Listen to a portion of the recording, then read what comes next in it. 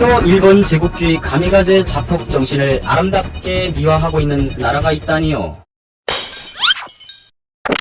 북한 주민들 속에서는 모르면 간첩이라고 할 정도로 유명한 인기 영화가 있죠. 바로 민족과 운명이라는 다부작 시리즈 영화가 되시겠습니다. 영화 광으로 소문난 김정일의 지시로 1990년대 초반에 제작된 수령 우상화 선전 영화인데요. 영화는 일제시기 때부터 현재까지 긴 역사 속에서 북한과 엮인 다양한 계급의 인물들을 극적으로 조명하고 있습니다. 특히 6.25 전쟁과 박정희, 전두환 전 대통령들, 그리고 월북한 실제 인물들을 다루는 등 한국의 근현대사를 녹여낸 부분이 인상적입니다. 그런데 말입니다. 이 영화의 내용에는 북한 주민들이 느끼지 못하고 있는 심각한 문제가 도사리고 있습니다. 북한 주민들도 알다시피 민족과 운명 노동계급편은 한국전쟁 직후 북한으로 귀환한 인민군 포로 진응산이라는 청년과 그의 아내 강옥이라는 여성을 대표적인 주인공으로 설정하고 있습니다. 영화의 주인공 진응산은 6.25 전쟁 당시 서울 출신으로 서울이 점령당하자 북한 인민군에 입대해 미군과 싸우다가 포로가 되어 거제도 포로수용소에 수감되었고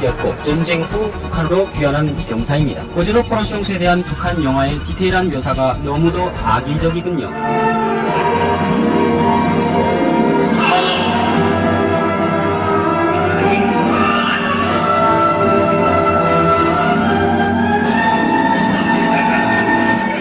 문제의 장면을 한번 보시겠습니다. 저 속에서 인력거꾼으로 온갖 멸시를 받으며 죽지 못해서 하거든요. 6.28 서울 해방 때 의용군에 입대한 사람입니다. 그러나 나라 앞에 본의 아니게 죄를 짓고 보니 저의 양심은 도장님, 귀한 병을 용해 공시키다니. 진흥사는 자신이 조국 앞에 죄를 지었다고 말합니다. 그리고 조연 중 한 사람은 귀한 병이 감히 취직을 하냐라고 빈정거리는데요. 다른 장면을 한 번 더 보시겠습니다. 이 집사이는 귀한 병. 귀한 병? 그건 땅크병하고 다른 겐가? 자신의 과거를 숨긴 채 결혼을 했지만 귀한 포로였다는 사실을 장모에게 들키고 첫날 밤에 신혼방에서 쫓겨나는 내용입니다.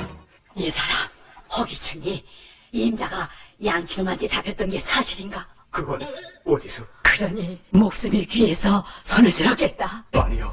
싸우다 중상당해서 정신을 잃어댔수다. 어?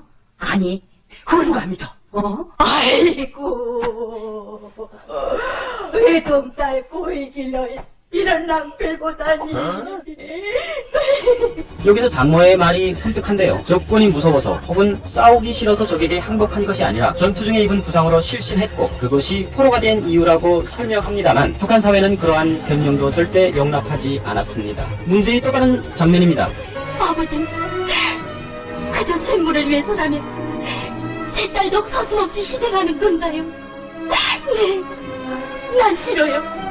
싫단 말이에요. 순진한 강옥은 자신을 귀한 포로에게 시집 보내려는 매정한 아버지의 속내를 알고 울면서 아버지를 원망합니다. 무엇이 문제인지 짐작이 가셨을까요? 그렇습니다. 북한의 선전 영화에는 인민군 귀한 포로를 나라의 죄인으로 이미 규정하고 있다는 점입니다. 국군 포로나 미군 포로가 아닙니다. 자국 북한을 위해 싸우다가 적군에게 포로가 되어 구사일생으로 돌아온 자국 병사를 북한 사회는 죄인 취급한다는 의미가 되겠죠. 이유가 어찌 되었든 포로가 된 것만은 사실이죠. 그리고 적에게 포로가 되었다는 것은 그 자체가 반역 행위라는 것입니다. 그런데 더 큰 문제가 있습니다.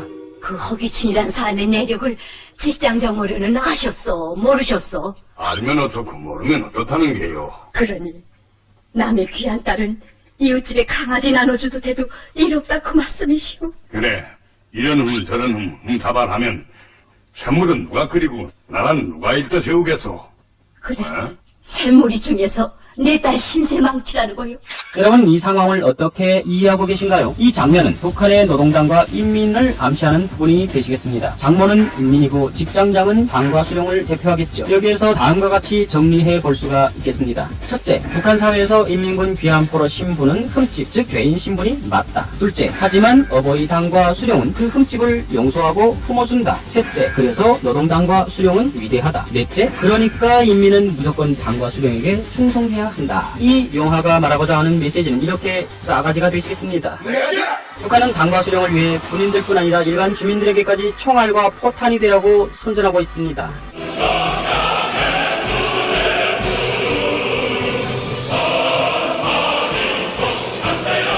북한군은 현재도 과거 일본군과 같이 절대로 항복하지 말고 자결 또는 자폭으로 군인의 명예를 지킬 것을 강요하고 있습니다. 지금이 어느 때인데 말입니다. 또한 조선중앙방송은 수령 우상화를 위해 이러한 반일륜적 상황을 아름답게 포장하는 만행을 저지르고 있죠. 그리고 더 큰 문제는 지금 자신들의 행위가 매우 비정상적인 만행이라는 것조차 조선중앙방송과 북한 당국은 전혀 모르고 있다는 것입니다. 난 조국 앞에 죄를 졌다. 남들은 전선에서 위훈을 세우고 돌아오는데 난 무기를 잡고도 부끄럽게 미국 놈들에게 포로되었어. 뭐라고요? 그게 사실이요? 그래, 3년 동안 거제도 수용소에 가 있었어. 아니, 매국 무슨 일을 저질러서 차라리 깨끗한 죽음만 못하지 않소. 왜 담벼락에 머리를 찍고라도 목숨을 끊지 못했어. 그럴 수가 없어. 아니, 서울이 해방되던 날 손에 모시베기들을 끌고 다니던 인력을 내던지고 우리도 이국 사람들처럼 장군님 품에서 살게 됐다고 가슴 터지게 만세를 부르던 매후가 어떻게 미국 놈들에게 투항구나. 난 투항하지 않았어. 그게 투항이지 뭐요. 목숨이 그리도 아까웠어. 그만 닥쳐. 어쩌다 그런 수치를 당했어요. 어쩌다. 매부 죄를 씻어야 하오. 목숨을 바쳐서라도 죄를 씻어야 해요. 준호, 날 좀 도와주게. 용해공이 되시오. 제일 힘든 절기로 용해공이 되란 말이오. 영해공, 피로 씻지 못한 죄를 땀으로라도 씻어야 할 게 아니오. 죄를 씻을 수만 있다면 땀이 아니라 내 피를 깡그릴 수 없겠다. 지금도 여전히 북한의 모든 선전 영화와 노래, 예술 작품은 북한 주민들에게 당과 수령을 위한 명예로운 죽음을 강요하고 있습니다.